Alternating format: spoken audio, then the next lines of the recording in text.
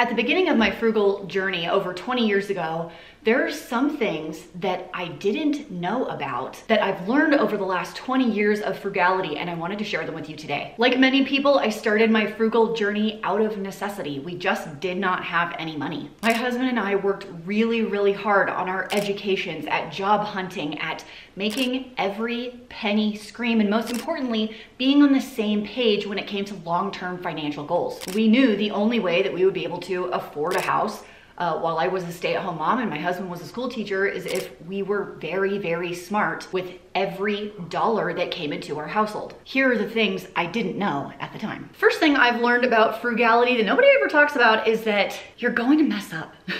You're going to make mistakes. You are gonna try for a DIY project that is supposed to end up being cheaper, and then it turns out to not be cheaper because you don't have the skills to do it, you don't have the right tools, you actually don't have the follow through on certain projects like me. I'll give you an example of why DIY isn't always the best bet.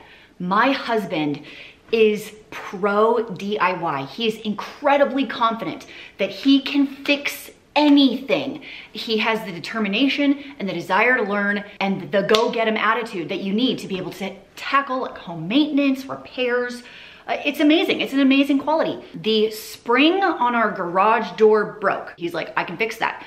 I can buy the spring at this place for this many dollars. I need a special tool. I can go buy the special tool for this many dollars. I think I could get it done in about an hour. By the way, that's a lie. Every time my husband says, oh, I can fix that in 10 minutes, lies. Okay, so he's like, okay, I think I'm all in.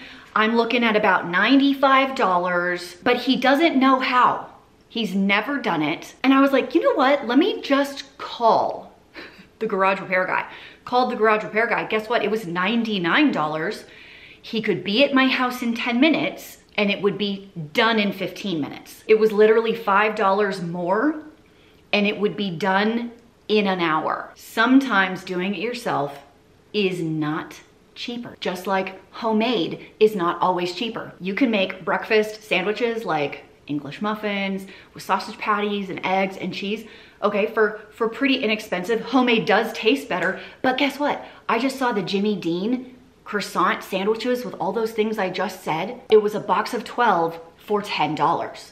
That was under $1 a sandwich. You cannot make them for that cheap. Sometimes we have to step out of our DIY, make it yourself, all homemade stance, thinking it's always the cheapest, because it isn't. And you're probably gonna mess up, and that's okay. Frugality also does not mean deprivation, and it also doesn't mean that you can't do anything ever. That's not the point. Once you start your frugal journey, you're cutting costs, you're saving money where you can, you're prioritizing the dollar so you can accomplish financial goals, like paying off debt, paying off credit cards, medical bills, student loans. Then you can build your emergency fund. Then maybe you purchase a house. Maybe you save up to buy a car in cash. Maybe you pay off your house. Perhaps you're bumping up your retirement savings. You're saving for kids' college. It feels like a lot. I know I'm listing a lot of things and it feels like a lot, but what happens is you check the boxes and you move on. At some point, these money chores are finished. They're done. And you can move on to the next thing. Maybe for 18 months, 1 year to 2 years, really hammer down on like paying off the debt, getting a savings account set up. And then after that, it's time to start having some fun. I've been doing this for over 20 years. And at this point, most of my boxes are checked. I saved up and I bought a couple of cars in cash. I even showed it to you guys here on the channel. I paid off my house. I showed it to you guys here on the channel. All my boxes are checked, which means you do not have to live a deprived life while living frugally. I still don't go out to eat. I still don't spend a whole lot on groceries because I want to do awesome stuff. I want to take my family to experience plays, musicals, and one of my favorite things to do is to go to concerts. I love music. In fact, next week, my family is going to go see Mariana's Trench. I'm so excited. What's frustrating about concert tickets right now is that a lot of the popular like online sites limit you to 4 tickets. 4. I'm a family of 6. I can't even take my whole family to go to a concert, but with SeatGeek, I can.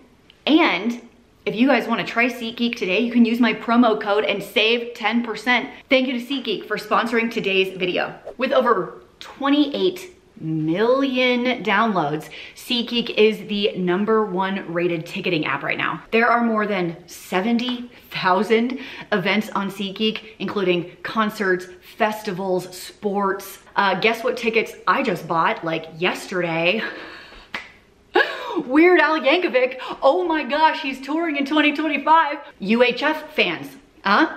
Let me know down in the comments. Give me one of these if you haven't liked the video yet. I have never seen him in concert. I'm so excited. You don't like Weird Al? I guess we could still be friends. You could go to a baseball game, a football game, a concert. There's other artists that are touring right now. We got Sabrina Carpenter, Billie Eilish, Post Malone, all touring right now. So what SeatGeek does is it takes all of the tickets across the entire interwebs and puts it in one spot. Each ticket is rated on a scale of like 1 to 10. And you're going to look for the green dots. So green means it's a good seat, red, not so good. And you can sort by price or best seats or however it is that you want to do it. If you want to try them out and you want to go see a show, click the link down in the description box to get the app. Use the code FFM10 to get 10% off of your tickets up to a savings of $20. And that's 10% off any purchase, whether you're a new subscriber or not. This is for anyone buying tickets now. Use the code FFM10. If you are going to go see a show, please tell me down below who you were going to see.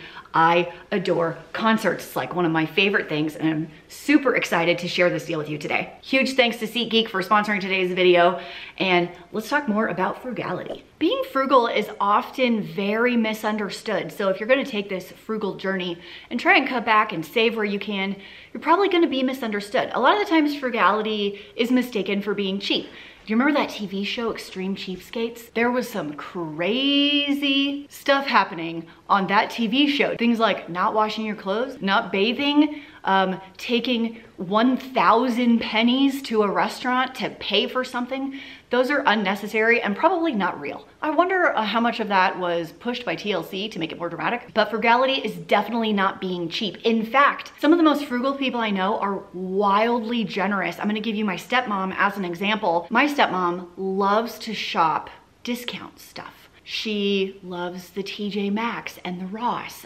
She's down for the Facebook Marketplace, the Craigslist, garage sales, buying used items. She always like knows a guy who can get her a deal on a car. Like she's one of those people that's like, I'm not gonna pay full price. Full price is for suckers. But I have also traveled with her, and she is a wildly generous tipper. She tips so much. She is so kind. And then when it comes to gift giving, she's also incredibly generous. When it comes to helping someone else, she is there. She will do it. She will give her time, her money, extra food products that she bestowed upon me when we first moved to Idaho and we had, oh my gosh, nothing. Back when I was donating plasma for grocery money, she would just like give all of her excess. Here, take this. Here, let me buy you this nice cooking pan. And I get comments sometimes about me using a Le Creuset pot here on my channel. Well, guess what? It was a gift. It was a gift from my stepmom. I had done something that she was incredibly grateful for, and she bought it for me as a gift. If you want to pay attention to the value of a dollar and prioritize where your money goes, I am here for it. But don't go out to eat and not tip, or tip very cheaply and call it frugal. That is being cheap. It also requires flexibility. If you think going over your budget is a one and done situation, turning on some auto pay for a few bills, or setting up a kid's college fund savings and then walking away and never looking at it again for the rest of your life, you would be wrong. It requires not constant, but every so often going back, reevaluating your needs, because they're gonna change. You're gonna pay some stuff off. Maybe you've bought the car and you don't need that anymore. Maybe you thought you wanted to travel, but you actually hate it. So going back with your partner, your family, whoever it is that you do money with, maybe it's just you, reevaluating what you really need. Maybe you thought you wanted to be a painter, so you bought all this stuff and you actually hate it. Maybe you thought you wanted to make sourdough bread. You actually hate sourdough bread because it's way too tangy. That's okay. That's okay. We try something, doesn't work for us, we realize that's not who we are, and we move on. It's no big deal. That's how I learned I'm not a crafty mom. I tried to do the scrapbooking and the cross stitch, the vinyl lettering, like all the things that were popular in the early 2000s as stay-at-home moms. Guess what? I hated all of them. But I tried it all and reevaluated, and trying to figure out where to spend your money, how you like to budget, what you want to invest in, or what kind of things you like to do for fun. You know, you're gonna need to be a little flexible as we figure it out, as you go back and reevaluate. That is okay. It's okay to not have all the answers right now, but at least you tried something and you tried bettering your life in some way. Being frugal can be incredibly empowering. Having a sense of control over your money, over your decisions, can give you a very deep sense of contentment when you search for things in your life that don't cost very much money, like creating relationships. The studies are clear that the thing that makes us the most happy in life are relationships, our connections with people. It's not the things that we buy. It's not how big or new or beautiful our house is. It's not showing off the latest fashion trends to your friends or social media. And it is 100% on the people in your life, your family, your friends. You can do really cool stuff with very, very little money. And recognizing, I can't breathe in that position. Oh my gosh. Ow, I pinched something. Ow, ow, ow, ow, ow, ow. Oh my gosh. This is when you know you're not 20 anymore. When you move positions and you hurt your back. Okay. As I have grown in my journey to wanting to provide my kids with the carnival Christmas and the huge birthday party presents, getting a little chaotic in my extreme couponing purchases, I found my house cluttered. I found the stuff too overwhelming. And then I noticed my kids didn't appreciate the things that we had at that point. It was too much and it was too overwhelming. So we simplified and we decluttered, kind of eliminated presents. We don't do birthday presents anymore. We don't do Christmas presents anymore. And I realize that sounds super extreme. We do experiences for those things instead of physical gifts. For my son's 17th birthday, we got him tickets to go see George Strait this last summer. I tried to get tickets to Benson Boone for my 15-year-old for his birthday, but he did not tour anywhere close to me. Thanks a lot, Benson. My life has just become so much more full when I have eliminated the need to acquire things to make me happy and focused on my relationships with people. At its core, frugality is about prioritizing and ignoring short-term pleasure for long-term gain. Being aware and purposely choosing where I want my money to go instead of being a slave to the newest car or the really beautiful house or the current fashion trends or whatever it is. And I want that for you. I want you to have that freedom and that peace. And so even if it's a rough couple of years, tightening down the belt straps, paying off the debt, building an emergency fund, maybe selling a really expensive car or whatever it is, those are short-term, very short, painful steps that go away really, really quickly. At its core, being frugal is about being aware of the value of $1. You don't have to be so cheap that you end up on extreme cheapskates. You don't have to do that. It can be a really normal life. It's just about being real smart with your money. I'll see you in the next video. Bye. When it comes to parenting teenagers, there comes a stage where you have to take a step back as a parent and let them figure it out. Let them do things that I think are crazy. For example, it's October, which means Halloween, and my son decided, my 15-year-old, decided to get himself a job. He did it without my help, on his own. He works at a haunted maze, scaring people. That's his job. He works from 6 to midnight on Fridays and Saturdays. There could be a lot of ways I don't like how this goes down. Number one, the boss was like, "Are you comfortable being a scarer with the chainsaw?" And I'm like, what? A chainsaw in the dark? He's 15. Well, the chainsaw doesn't actually work. It just makes the noise. But I'm like, he's 15. He's gonna be working until midnight? Who's bringing him home? Because he doesn't have his license yet. Oh, his 16-year-old friend? The 16-year-old friend that I had in Cub Scouts 6 years ago? Who was the only Cub Scout who cut himself with the pocket knife during the knife safety class that I was in charge of? That kid, he's gonna be in charge of bringing home my 15-year-old son at midnight after they've been running around a haunted maze all night with masks on, scaring people. This doesn't feel like a good plan. Oh, did I mention? He gets paid almost nothing. Like almost nothing. Also, who's bringing him home? Me? Which means I get to stay up until 12:30 when otherwise I wouldn't have done that. And he gets paid diddly squat. It feels like a win-win-win, doesn't it? But all of that pushed to the side when I realized it's time for mom to take a step back and let the kid figure it out. Is the hassle worth the money? Is the being cold outside at night? By the way, it's like 40 degrees here at night now.